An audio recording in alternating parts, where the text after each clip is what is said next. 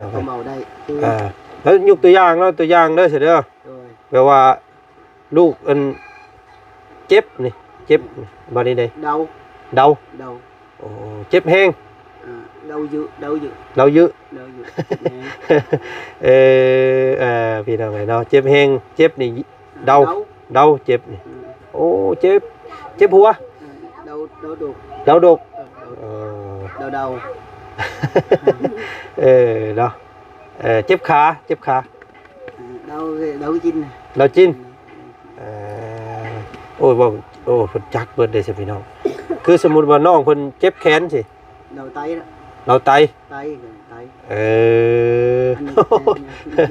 ต่างกันจักเบิดเนาะแล้วมันกระตุนกระตัวเฮานี่เนาะเอาสบายนี่พี่น้องเอ้ยเนาะเจ้าอันไปเป็นโซเฟอร์รถเราอ่ะแอดรถเป็นแอดรถคนนี้โอ้ไป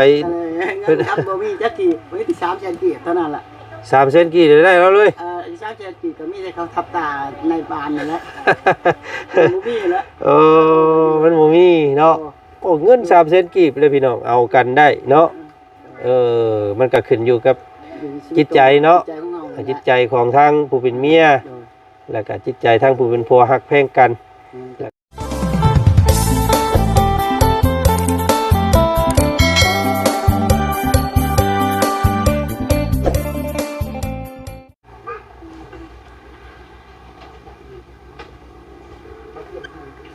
เนาะพี่น้องเนาะกะ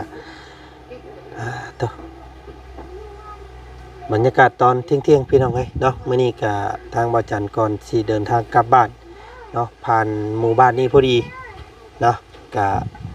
สิแวะเข้ามาทักมาทายเข้ามาลำมาลาน้องเพิ่นกลับบ้านก่อนพี่น้องเอ้ยเนาะกะเบิดไปแล้วเวลาเด้อพี่น้องเอ้ยมื้อนี้เนาะกะที่ว่าขึ้นมารอบนี้กะเนาะยังบ่ทันได้ดำเนินเรื่องการรักษาน้องเพิ่นเราสัญญามีแต่ให้เพิ่นสแตนบายรอท่าเนาะกะเกียมเอกสารเนาะบ่มีซัมมโนพี่น้องเอ้ยครอบครัวของน้องน้ำผึ้งเนาะอยู่แบบคล้ายๆว่าคนตกหล่นพี่น้องเนาะก็เป็นคนตกหล่นนั่นแหละว่าซั่นซะเนาะบ่มีซัมมโนตัวเลขประชากรบ่ขึ้นว่าซั่นซะเนาะบ่มีชื่อในประชากรลาวเนาะอยู่แบบน้ำป่าน้ำดอนน้ำดินน้ำหญ้าไปซื่อๆว่าซั่นซะพี่น้องเอ้ยจังได๋ก็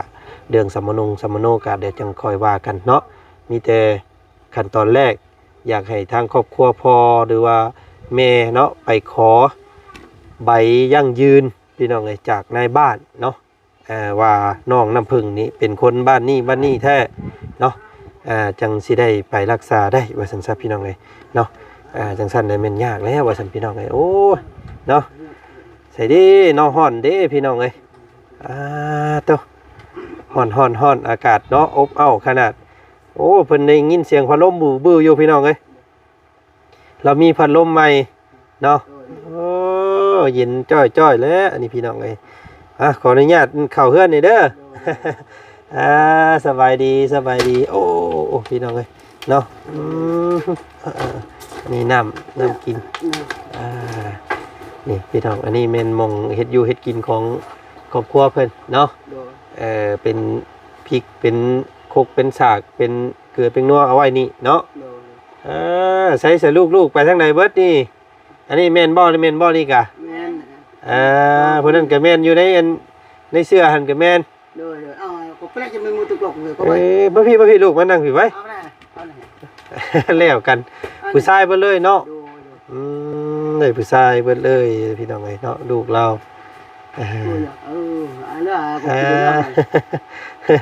ผู้นี้ลูกกกต่อผู้นี้เป็นลูกอาใช่ไหมโอ้พี่น้องหัวปีท้ายปีเลยเนาะผู้นี้6 ปี5 ปี4 ปีคือพ่อพูดเนาะคือพ่อผู้นี้อยากไปทั้งเมเน่ผู้นี้บ่คือไผเลยผู้นี้ไปผู้เดียวเลยเนาะเป็นนี่ได้ลูกเย็นอยู่บ่บัดลมเย็นสบายเนาะพี่น้องเอ้ยเอาเนาะเนาะสบายดีป้าลุงอยู่ลูกสบายดีไหมได้บ่ได้อยู่เนาะ แต่พอมือยังบวมคือเก่าเนาะ โดยที่มันแรงใช้กระเป๋าอีก โอ้ยันไปทางนี้ก็มีเนาะ โดยมันเนี่ย เป่าน้ เอาน้ำเป็นดีในปีใหม่คือ ำ มาบ้าว่าอะไรจะไปเดินทางนะ โดย สะดวกสบายตัวนี้วะนะ นี่พี่น้องเราเป็นแขนน้องเพิ่นมันก็แบบบวมๆเนาะ โดย อ่า มันออกแต่บาร์แล้วลงมานี่ โอ้ บาร์เพื่อเดียวเนี่ย มันจะเป็นอันแขนเพิ่นล้มลงแบบนี้บ่หรือว่า ในเส้นตัวนี้มันลงแต่มันเปลี่ยนเนี่ยมันโป้งนะ โอ้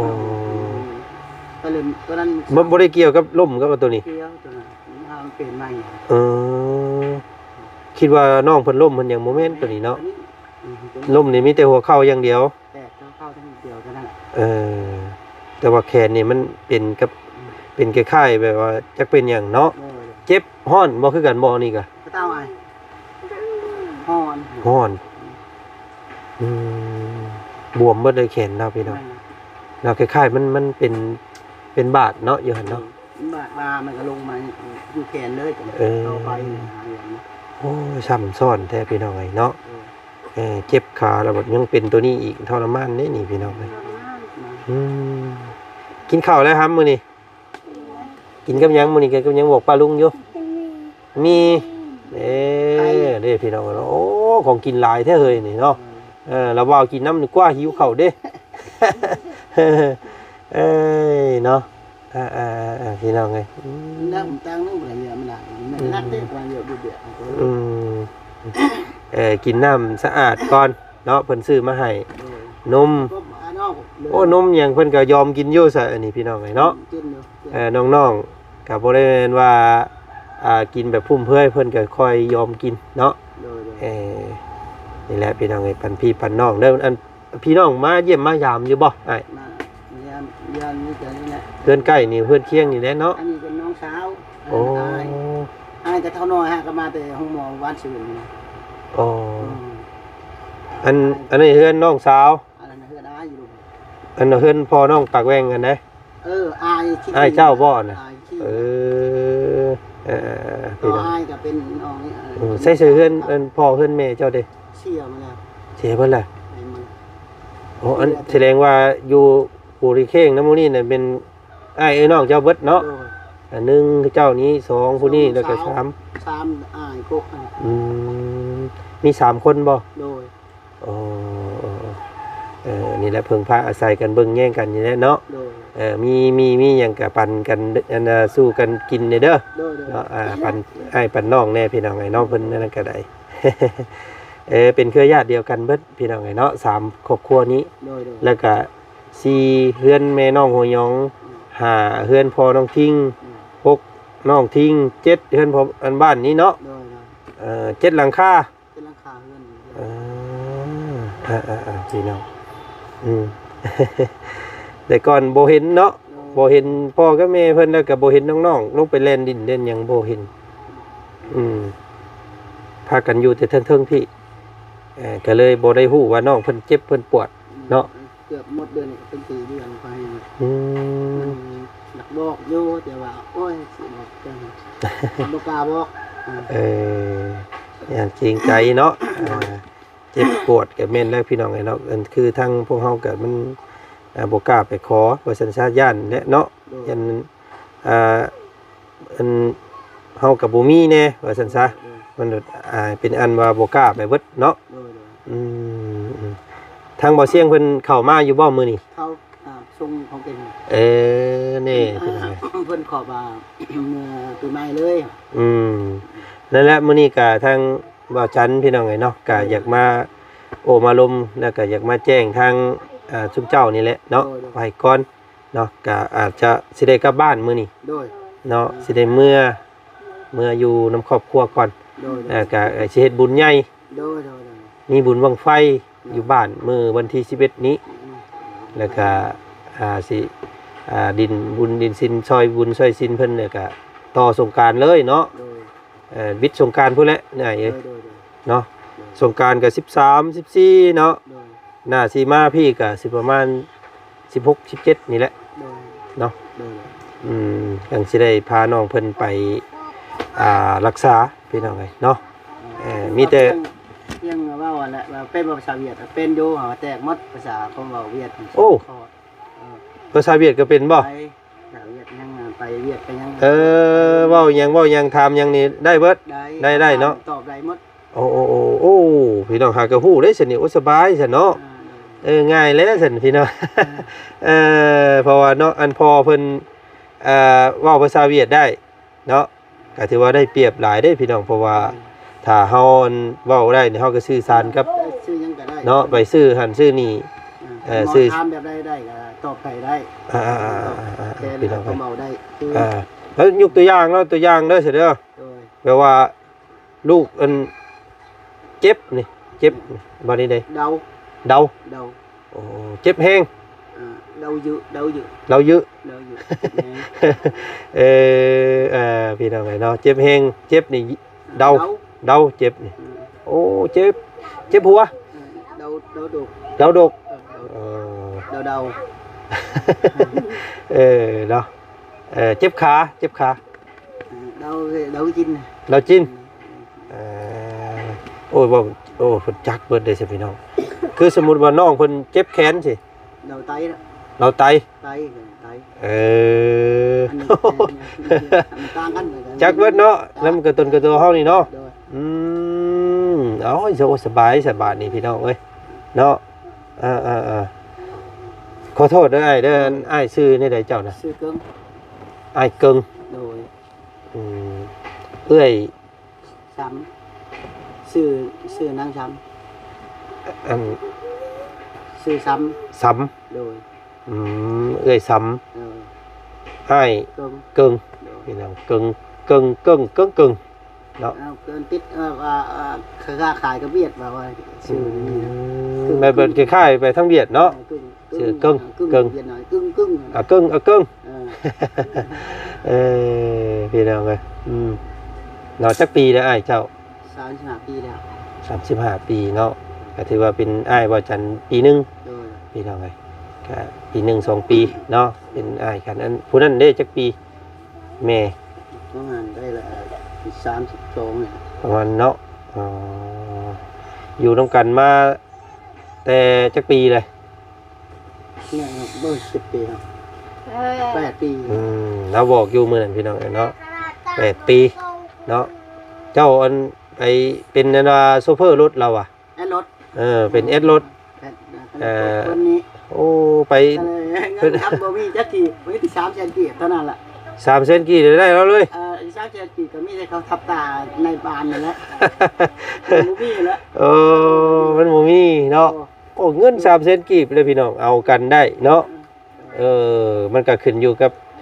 จิตใจเนาะจิตใจของทางผู้เป็นเมียแล้วก็จิตใจทางผู้เป็นผัวฮักแพงกันแล้วก็เข้าใจกันบ่ซั่นซะ อยู่ได้ซ้ำนี่แหละแต่ก็บ่อยู่ได้ซ้ำนี่แล้วเตาสิมีก็สิยากเนาะเงินก็บ่มีให้จะได้เมียก็บ่อยากอยู่นำแหละ ก็บ่ฮักบ่แพงกันนี่เนาะอันนี้ถือว่าความฮักความแพงอีหลีได้นี่พี่น้องเอ้ยเนาะเงินบ่มีแต่งแถมยังมานำอีกเนาะ โดย พ่อแม่ยังเพิ่นเสียเบิดแล้วบ่ คือน้อง อยู่พี่ก็เสียเบิดคือกัน มาพอกันนะ นี่พี่น้องไอ้น้องเพิ่นถือว่าติงเองได้บางส่วนแล้วเนาะ โดย ก็ น้องก็บ่ กินยาอยู่บ่ เป็นเนาะ บำรุงบำยังเอาให้น้องเพิ่นถ่าเด้อเสยเด้อ โดย เนาะกินข้าวให้เป็นเวลากินน้ำกินยาพักผ่อนแล้วก็เอาผ้าเนาะแพ้ไปนะพี่น้องไงแพ้คุณหนูบอกแพ้อันเดี๋ยวชุบน้ำเด้อไปชุบน้ำวิดออกแล้วมาเซ็ตกระโตเล่าสิเอาแพ้แบบนั่นก็ได้ไปอันน่ะจุ่มน้ำนะไปหวดน้ำเดี๋ยววิดออกแล้วมาเซ็ตกระโตเล่ามันจังเย็นแล้วก็มันจังเกี้ยงมันจังเพราะว่าอันนั้นนี่พี่น้องไงเนาะเพราะว่าเวลาไปน้ำเพชรน้ำหมอเพิ่นพุ่นแหละบาทนี่เนาะยันเพิ่นมินยันเพิ่นข้าวพี่น้องไงก็มีแต่อยากแจ้งทางอันอ้ายเกิงนี่พี่น้องเนาะว่าชุมเจ้ามีอันสัมมโนอยู่บ่ สมมุติบ่ได้ บ่มีเลยอ๋อ ตะกี้อยู่น้ำอายได้หูบน้องอยู่น้ำอาย อยู่ในสมโนพ่อและแม่เพิ่น อยู่น้ำอายนี่ได้ เออ ตะกี้ยังเป็นโสดนะ แต่ว่าพอมีครอบครัวบัดนี้ บ่มีครอบครัวยังบ่มียังบ่ทันบ่ได้เงินเฮ็ด อ๋อ เขาบอกอยู่ ยังบ่ได้แยกออกมาเนาะว่าง่ายๆเนาะ ได้แยกแล้วแต่ว่าบ่ยังบ่มีใบผู้ตัวซื้อ อ๋อ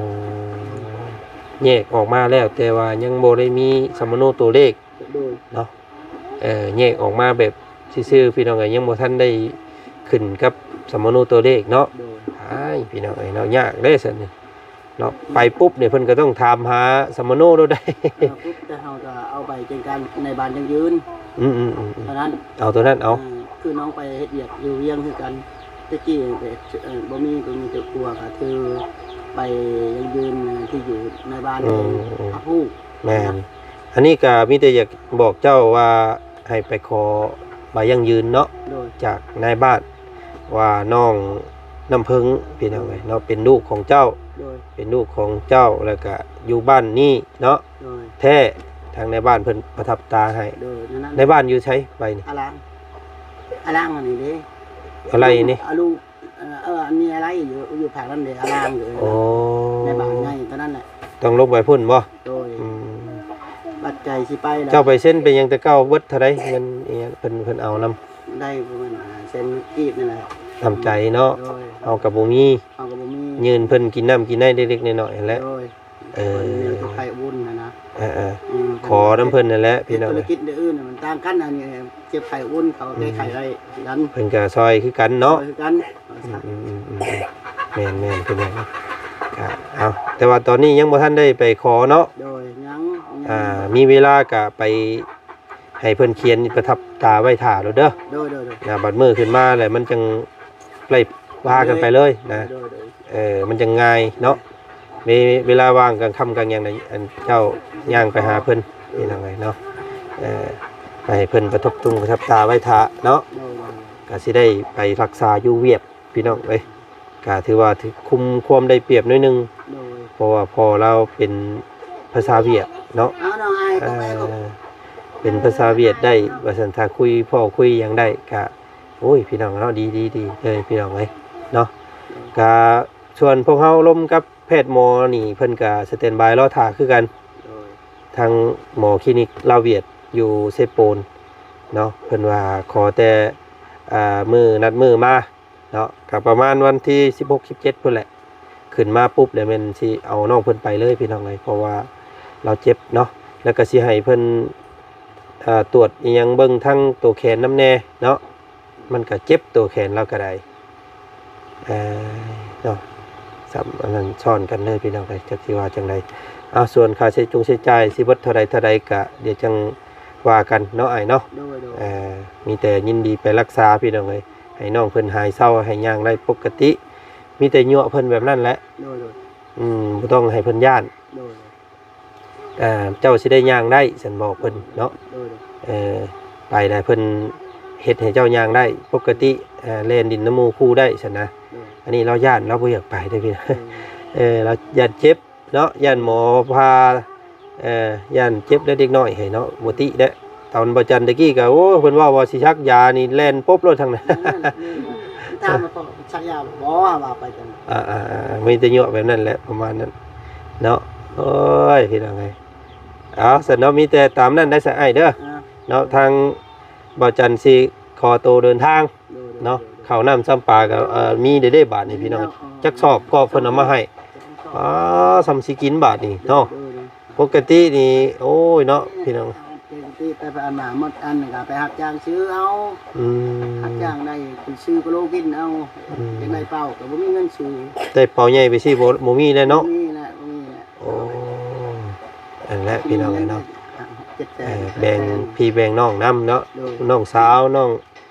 อ้ายเนาะกะเพิ่นมาดินมาแอนนำกะตักให้เพิ่นนำพอแล้วตอนเฮามีเฮาก็ให้ตอนเฮาบ่มีเฮาก็ขอพี่น้องให้ฮักแพงกันเด้อสร้างครอบครัวเด้อเนาะเบิ่งซอยกันนั่นแหละพี่น้องเอ้ย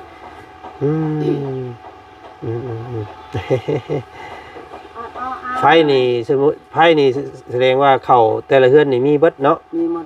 เพิ่นให้ใช้ฟรีบ่ ใช้ฟรีไปกับเครือข่ายตัวนี้ อืม เครือข่ายตัวนี้ก็เลยเขาแต่ที่เขาถามว่าเอางัวบ่กินฮีดบ่เอาอยากได้ใช้ไฟฟ้า อยากได้แต่ใช้ไฟอย่างเดียว ใช้ไฟให้เอางัวเขาก็ให้อยู่งั้น10 ล้านเขาให้อยู่แต่บ่ามันอยากเอาลงไฟฟ้า มันใช้มันสบายเนาะ ดึงไฟฟ้าแต่เช่นนั้น10 ล้านเขาบ่เอาลงให้บ่แบ่งนะเลยคิดไปยาก็เอาแต่ไทยเลย โอ้ยดีเด้อตัดสินใจถูกเด้อพี่น้องเอ้ยเนาะถ้าเจ้าเลือกเงินนั่นเบิดแล้วบาดนี้ แล้วกินขี้ไปแล้ว เห็นความเจ้าแล้วเนาะอันนี้ใช้ไฟนี่สบาย แต่ว่าตลอดเลย ได้ตลอดก็ถือว่าเป็นทางเลือกที่ดีเลยพี่น้องเอ้ยเนาะถือว่าเลือกถูกแล้วสำหรับ7หลังคาบ้านเจ้านี้เนาะเอามีแต่สามัคคีฮักแพงกันเด้อ โดย เนาะซอยเดือกันเบิดคู่คนนี่แหละเนาะมีหยังก็ซ้ำเป็นพี่เป็นน้องกันนี่แหละอยู่นํกันนี่ให้ถือกันเด้อ เนาะเอามีแต่กล้าเกียมถ่าเด้อเสยเด้อทางบ่าวจันทร์ชิขอเมื่อป้าก่อนเนาะเดินทางก่อนได้บาดนี้เนาะสบายดีปลอดภัยรับด้วยเมื่อเดิมตัวเก่าเด้อโดยเชียทีเด้อโอ้ยสาธุเนาะคำว่านี่กับพี่น้องไงเนาะเศรษฐีนี่มันก็ต้องเฮ็ดต้องสร้างหน่อยเนาะเฮานอนอยู่นั่งอยู่ซื่อๆนี่สิเป็นเศรษฐีนี่บ่แม่นเนาะเฮ็ดนำเนาะบ่มีเงินน้อยบ่ค่อยวาสนาและพี่น้อง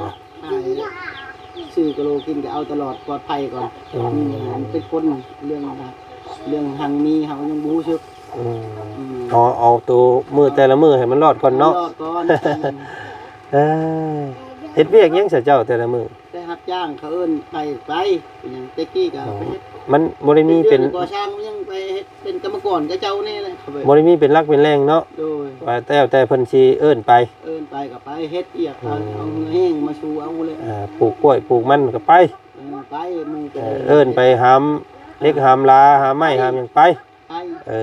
แบบนั้นเนาะบ่มีหลักบ่มีเป็นหลักเนาะบ่มีงานแบบเป็นหลักเป็นเดือนบ่มีเป็นอะไรเนาะได้มื้อกินมื้อได้วันกินวันเนาะคือบ่ไปเฮ็ดอยู่นำบ่อนน้องทิ้งเพิ่นไปนี่ไปอยู่อย่างนี้นะยามเพิ่นบ่สบายโชค3 เดือนให้เพิ่นเศร้าก่อนเนาะอันนี้จักมันเป็นแหงหรือจะเป็นเบาอ่ะป้าลูกในเฮือนที่มันหายก็บ่มีไผสิดูแลมันแม่นแหละต้องเบิ่งเอาให้ลูกเศร้าก่อนจังหาเวียกหางานเฮ็ดซะพี่น้องเอ้ยถือว่าเงินดีอยู่เศร้าแล้วก็สิไปเฮ็ดเวียกอีสแดนนะขอเฮ็ดเวียกตลาดพุ่นอยู่น้ำกีเหนียวพุ่นแหละเพราะว่าเจ้ามันถนัดในการโอ้ลมกับเวียดกับหยังเนาะอยู่ใกล้ชายแดนนี่ถือว่าได้เปรียบอยู่พี่น้องเอ้ยซะเนาะพี่น้องเนาะขอตัวลำลาได้ซะไอ้เด้อสบายดีเนาะเอาเป็นเฮาสิเมื่อนี่เฮ็ดที่บ้านนี่ได้ภาษาเวียดเมื่อดีเมื่อนั่นเด้อโชคดีเด้อสิจะเวทำยานี่กับเอิ้นกับเมินกับเมินเยี่ยวพี่น้องไงเนาะเอากับเมินได้เสด้อเนาะกับเมินเนาะกับเมินเยี่ยวโอ้ยพี่น้องไงเนาะโอ้ยว่าภาษาเวียดก็เป็นอ้ายเพิ่นก็ได้เนาะถือว่านั่นอยู่พี่น้องไงเพื่อนเรากันถือว่าเนาะแต่ล้นเนาะนี่เนาะตั้งแต่เอากันแรกๆพอได้แต่เบิ่งเนาะโอ้บ่มีนอกบ่มีในเลยพี่น้องเฮือนเราก็ได้เอ้ยเนาะสพี่น้องไอ้ฮ้อนช่ำเนาะต้องอบอ้าวขนาดพี่น้องไอ้